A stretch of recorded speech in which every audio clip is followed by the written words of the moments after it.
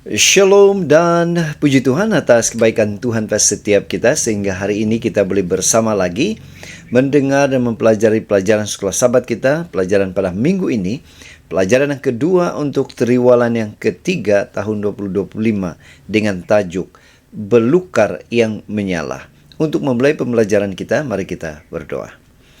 Bapa Syurgawi, terima kasih atas kebaikan-Mu karena bersama dengan kami, membantu kami sementara kami mempelajari pelajaran sekolah sahabat kami pada minggu ini. Dalam nama Yesus kami berdoa. Amin. Sekali lagi saudara, tajuk pelajaran sekolah sahabat kita pada minggu ini, pelajaran kedua ialah Belukar yang Menyala. Untuk mempelajari pelajaran sekolah sahabat kita pada minggu ini, ada baiknya kita membaca ayat-ayat seperti yang tertera di skrin Anda dan saya.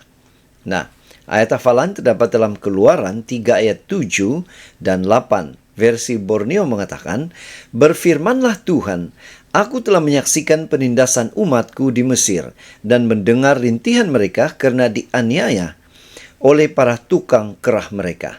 Aku tahu tentang keperitan yang dialami mereka. Maka aku turun untuk membebaskan mereka daripada cengkaman warga Mesir dan membawa mereka keluar dari negeri itu ke sebuah negeri yang luas dan kaya lagi berlimpah-limpah susu dan madu." Pendahuluan sekolah sahabat kita. Setelah gagal dalam usahanya sendiri untuk membebaskan bangsa Israel, Musa menghabiskan 40 tahun di padang gurun Midian sebagai seorang gembala. Dalam tempoh itu, walaupun hubungannya dengan Tuhan tetap erat, Musa telah meninggalkan hasratnya untuk menjadi pembebas bangsa Israel. Namun Tuhan tidak pernah meninggalkan rancangannya itu. Baginya, Musa tetap merupakan pembebas pilihannya.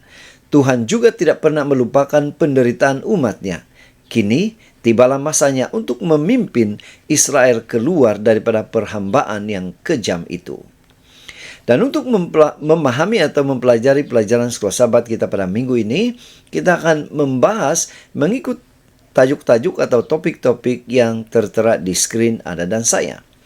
Kita masuk di tajuk yang pertama, topik pertama, yaitu Belukar yang Menyala.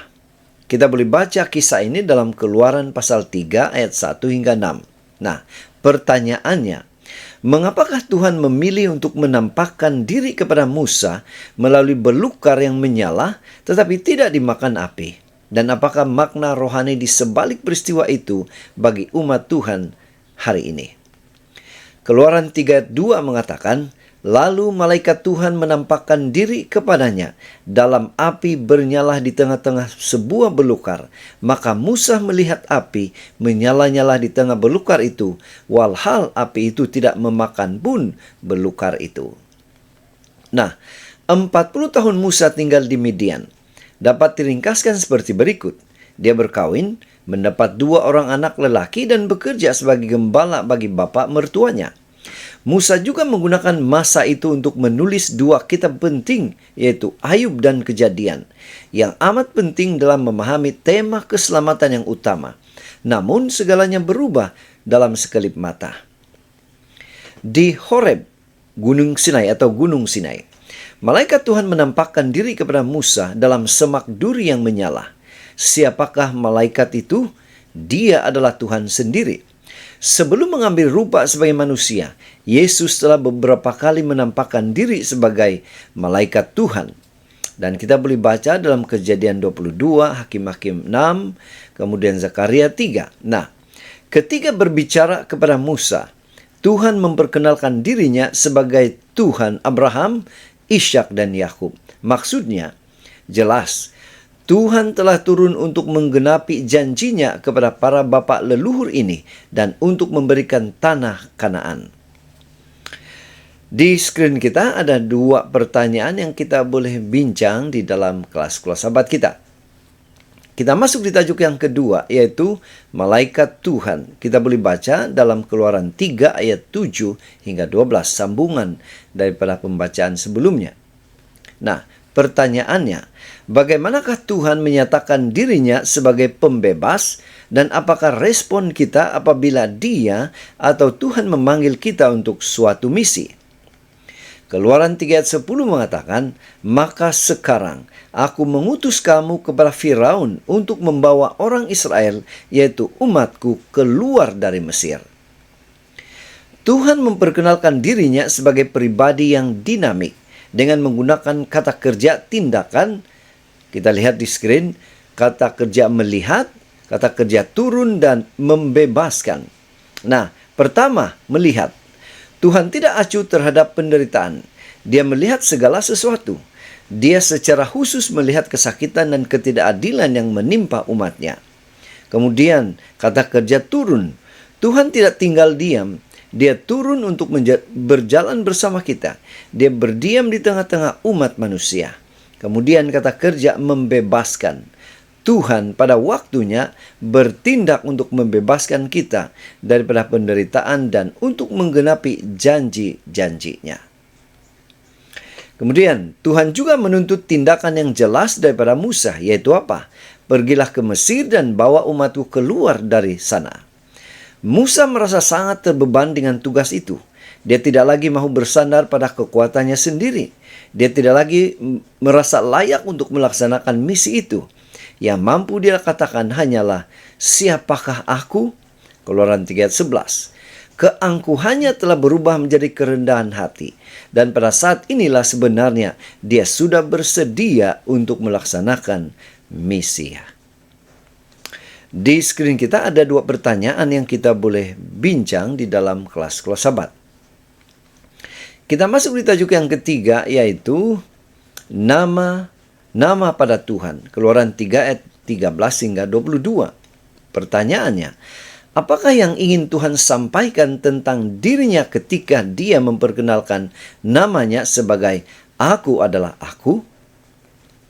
Keluaran 3 ayat 14 mengatakan, firman Allah kepada Musa, "Akulah Aku." Firman-Nya lagi, "Kamu harus berkata begini kepada orang Israel, Akulah Aku yang mengutus aku kepadamu." Setiap dewa Mesir mempunyai nama, tetapi Israel menyembah, tanda kutip, Allah yang Maha Kuasa. Setelah berabad-abad terpengaruh oleh budaya Mesir, bangsa Israel ingin mengetahui nama penyelamat mereka. Karena pada zaman itu, nama seseorang dikaitkan dengan sifat atau wataknya. Tuhan memperkenalkan dirinya melalui salah satu sifat utamanya. Berarti ada atau wujud. Tuhan itu kekal, telah ada sejak dahulu, ada sekarang, dan akan terus ada selama-lamanya. Dia ialah Aku adalah Aku.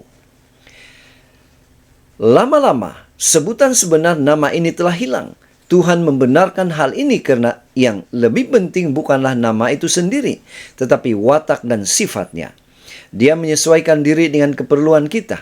Kita boleh memanggilnya Gembala, Penyembuh, Penyedia, Bapa, dan ataupun Kasih.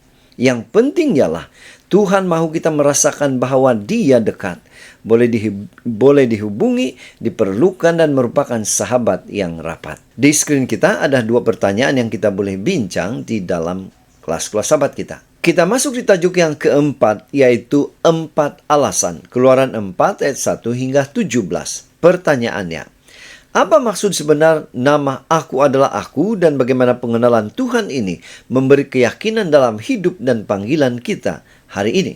Keluaran 4 ayat 13 mengatakan, akan tetapi Musa berkata, "Ya Tuhan, hamba mohon utuslah orang lain. Siapa sahaja yang patut Kau utus." Sebelum secara terbuka mengakui bahwa dia tidak mahu melaksanakan misi yang Tuhan telah percayakan kepadanya, Musa mengemukakan 4 alasan, tanda kutip, sempurna untuk menolaknya. Bagi setiap alasan, Tuhan memberikan janji sebagai jawaban. Kita lihat di screen. Alasan, kemudian janji, kemudian penerapan. Kita pergi kepada yang pertama. Nah, alasannya adalah siapakah aku? Pertanyaannya, Keluaran 3 ayat 11. Aku akan menyertai engkau. Nah, penerapannya, kuasa untuk melaksanakan misi Tuhan bukan terletak pada diri kita, tetapi pada hakikat bahwa Tuhan memberi kuasa kepada kita. Dia akan menyertai kita sebagaimana Dia menyertai Musa. Kedua, apakah namamu? Keluaran 3:13. Nah, janjinya apa? Aku adalah aku, Keluaran 3 ayat 14. Kemudian penerapan, Tuhan adalah benar, kekal dan pribadi. Dia berjanji dan sentiasa menepati janjinya. Dia tidak terlibat oleh masa. Dia tidak terikat oleh masa. Sentiasa dapat diandalkan. Kemudian yang ketiga, alasan mereka tidak akan percaya kepadaku dan tidak akan mendengar suaraku. Janji, mereka akan percaya karena mukjizat yang akan engkau lakukan. Penerapannya, Tuhan memberikan kuasa kepada Musa untuk melakukan mukjizat, dan dia bekerja dalam hati umat itu agar percaya kepada mukjizat tersebut. Yesus juga berjanji untuk melakukan hal yang sama bagi kita. Markus 16 ayat 17 hingga 18. Ketiga, aku tidak fasih bercakap. Janji Tuhan, aku akan mengajarmu apa yang harus engkau katakan. Penerapannya, Dia yang menciptakan lidah dan memberi kita kata-kata yang diperlukan pada waktu yang tepat. Akhirnya, Tuhan berkata kepada Musa, cukuplah dengan alasan-alasanmu. Engkau mampu dan engkau akan melakukannya. Di screen kita ada 3 pertanyaan yang kita boleh bincang, kita boleh bahas di dalam kelas sahabat kita. Kita masuk di tajuk yang kelima, yaitu upacara sunat. Keluaran 4 ayat 18 hingga 31. Nah, pertanyaannya, mengapa ketaatan sepenuhnya kepada perintah Tuhan penting sebelum kita dapat dipakai untuk melayaninya? Keluaran 4 ayat 24 mengatakan, lalu dalam perjalanan di sebuah tempat bermalam, Tuhan bertemu dengan Musa dan hendak mengambil nyawanya. Langkah pertama yang diambil oleh Musa untuk kembali ke Mesir ialah meminta izin daripada bapa mertuanya. Setelah membawa keluarganya, dia memulahkan perjalanan itu. Namun sesuatu yang mengejutkan berlaku. Dalam perjalanan, Tuhan ingin membunuhnya. Keluaran 4 ayat 24. Zipora memahami apa yang sedang berlaku dan segera mengambil tindakan yang perlu untuk mengelakkan akibat yang maut. Dia menyunatkan anak lelakinya.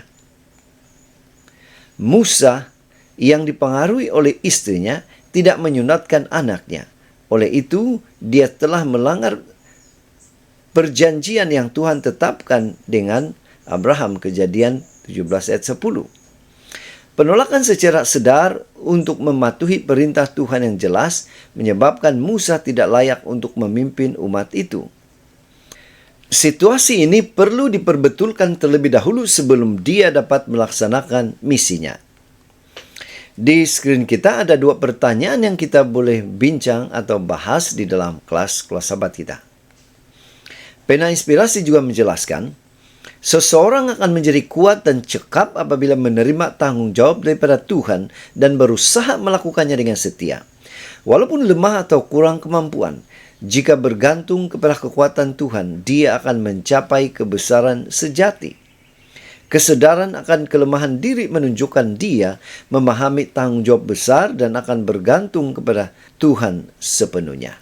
Jadi, sekian saja ringkasan pelajaran sekolah sahabat kita pada minggu ini. Semoga ini boleh membantu kita sementara kita terus mempelajari pelajaran sekolah sahabat kita pada minggu ini. Tuhan memberkati kita. Mari kita berdoa. Bapa Surgawi, terima kasih atas kebaikan-Mu karena menolong kami sementara kami mendengar dan mempelajari pelajaran sekolah sahabat kami pada minggu ini. Di dalam nama Yesus kami berdoa. Amin.